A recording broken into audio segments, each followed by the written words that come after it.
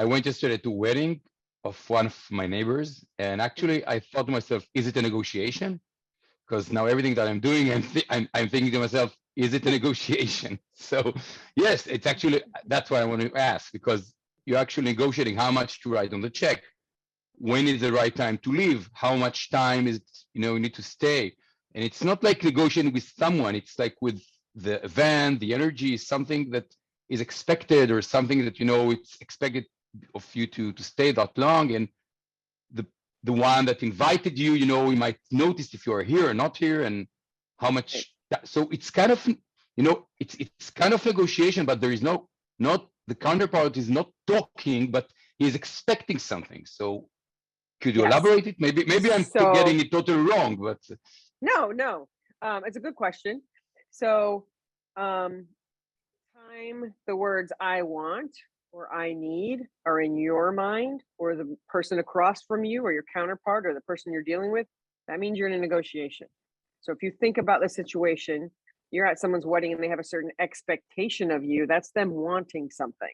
So technically, you're in a negotiation.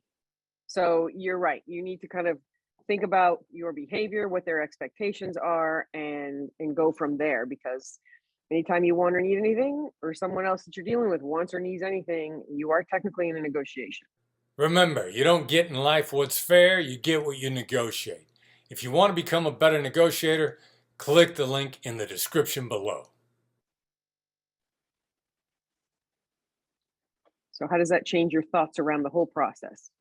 But you don't have a counterpart to react. You have a situation, because remember,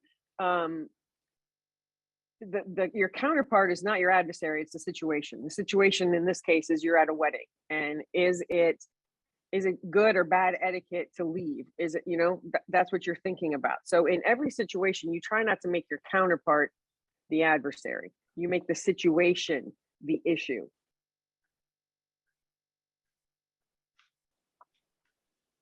And then you have to be careful not to negotiate against yourself, because in the situation that you're talking about, that's what you could be doing. Because then you're thinking, well, should I leave? Should I not leave? Is this going to be awful? And you're not necessarily getting feedback from the other side, but they want something from you. They expect something from you. So it's a little trickier, because you don't have anything to kind of aim your skills at, but you don't want to negotiate against yourself. Just remember, if I want or I need are there on either side, you're in a negotiation. Sometimes it's about expectations. It's about what the other side expects from you in a certain situation. So then you have to be careful not to negotiate against yourself toward the negative. But you can label yourself in that situation. Okay. It seems like if I leave here, I might be making someone mad. So, and then you have to kind of, Michael, I love that. Black Swan is a lifestyle. It is. If you're not labeling the counterpart, you're labeling yourself. So, it always should be in your mindset. It's something that kind of flows and should always be there in your mind somewhere. I like that. Okay, Dennis, if you could speak a little bit about your tone issues. I read the email, but I want you to kind of explain to everybody what your issue is. Maybe somebody else has the same issue. Yeah, Sandy, and let me give you the backstory a little bit too, because I try to keep the email very brief. So, I'm a long-term follower of the Black Swan, attended many, many training classes, had individual coaching from both Troy and Derek over the years for various things. And, the one thing that really stands out for me working with everybody within your organization is your tone of voice. Like, you guys are the tone masters. And I think I put that in the email. And the video that I was watching that Derek had up on YouTube, he really talked about how you can dramatically change the situation just by the tone of your voice. And, for me, I'm very much an assertive. And I've developed over the years, hey, I'm a straight shooter. I'm a blunt talker. I tell it like it is. And, I can see how that's not always actually very good. That needs to be rounded, sanded. And I've tried to do that as I've learned, all your techniques. And, you guys talk about how tone and body language is really 93%. And this is going to sound harsh. I feel like you guys focus on the 7%. So, because I've been working with you all for so long, I feel like I really know the script. I know the no-oriented questions. I know the accusation audit. I know the calibrated questions. I know the dynamic silence. So like, I can prepare myself. So like, if we sit down and negotiate, and if I know that, we're going to be having a difficult conversation, we're going to be having a negotiation, like I can prepare for that. And I do really well. Like I knock it out of the park.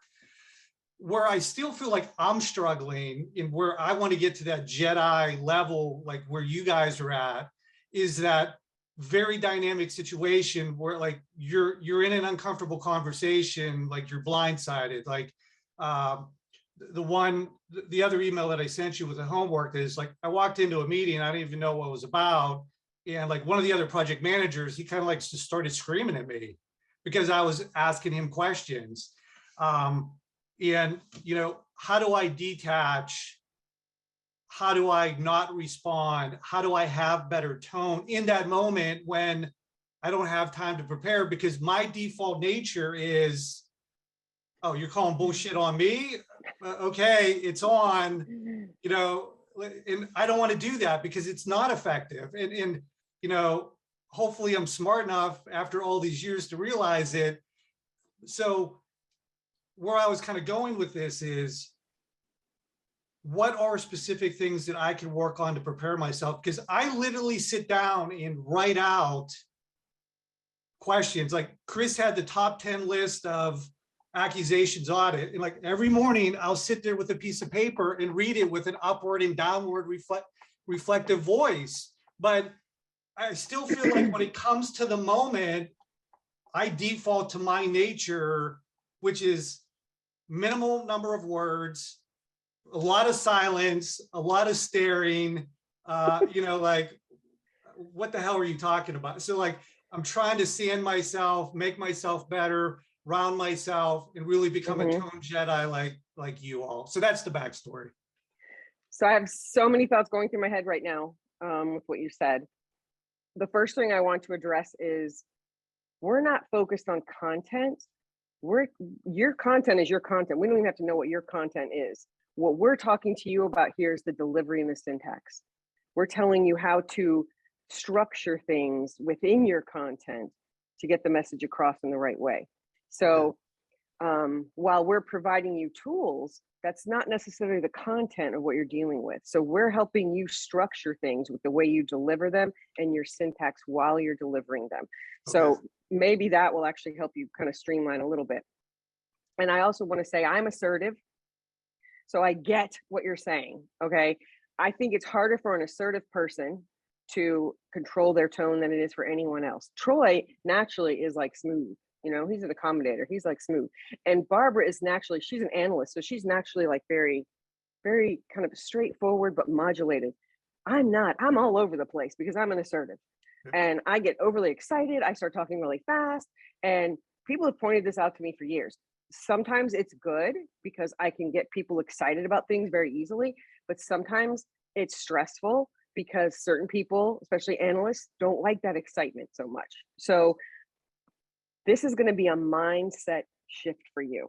This is going to be you focusing in your own mind with stay curious, don't react. You have to have certain triggers that are going to take you out of the situation that you find yourself in as reacting to reacting inside your head instead of showing the reaction on yourself. And we talked about this at the cohort actually. So each of us has something different that we do. Brandon squeezes his hand right here because he can feel that. I don't have rings on today, but normally when I'm out doing something important, I have a ring on. I'll take that ring and I'll slide it underneath my fingernail right here. I'll just push because it sends a physical sensation right up my arm and it reminds my brain, calm down, stay curious, figure out what's going on the other side. Doesn't do you any good to react. So each one of you is going to have to come up with what trigger works for you to be able to keep yourself calm in the moment and to keep yourself in a nice neutral position. That's something that you have to get straight with your mindset, though. It's individual for each one of you. Anything I tell you may not work for some people, might work for other people. You have to figure out how to send that signal to yourself to stay in your chair.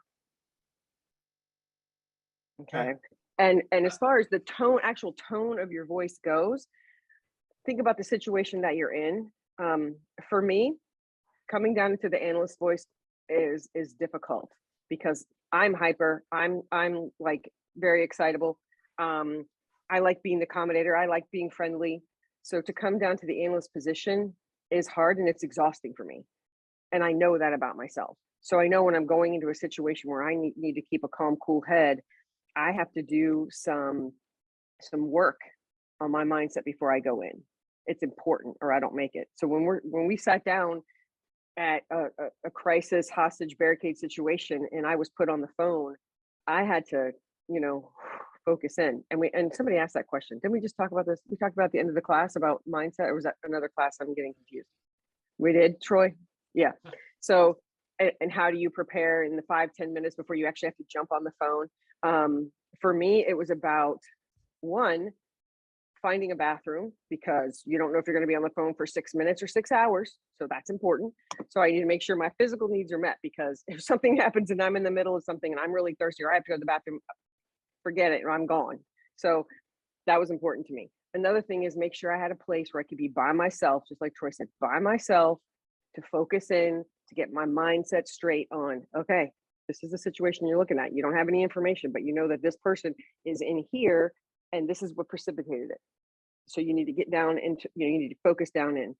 And that's what I would do. And during the negotiation, because we were on the phone, so I didn't have to look at anybody, but I was very focused on listening and not responding, just listening with that blank slate and letting what I felt naturally. I trusted my gut instincts as to what to say and what to do. It takes practice to be able to do that, though. Mm-hmm. It doesn't come like this. You have to practice. But with tones of voice, for me, if I take a deep breath and let it out and calm everything down and tilt my chin down a little bit, I can go into that analyst voice very easily, because all of me is relaxed. But normally me is like, woo, I'm up here all the time. This is just how I am in a natural state. So in order for me to get down there, I have to really focus on centering my body and tightening up my core to make me kind of draw in a little bit. Otherwise, I'm out there. So it seems like you're actually using some physical cues Absolutely. to help bring the voice. Absolutely. Okay. Absolutely. It's about mindset, knowing how to trigger yourself, and knowing what state your body needs to be in the situation and react to the situation that you're dealing with. And it takes practice. Does that help you? Yes. I wanted to add something, Sandy. Okay. Who is the most important person in your life that if they were taken hostage, it would devastate you? My wife. Okay, so when you're talking to the counterpart, act like they're holding your wife hostage. How would you talk to them at that point? I love it. Everybody that I ever talked to, when I went to the FBI two-week negotiator school, that was one of the questions they asked me. They said, what is it that you think make you successful? I said, whenever I sit in that chair, regardless of what the other person is saying, I'm focusing on the one person that I care about the most and feel like whatever I say is going to save their lives.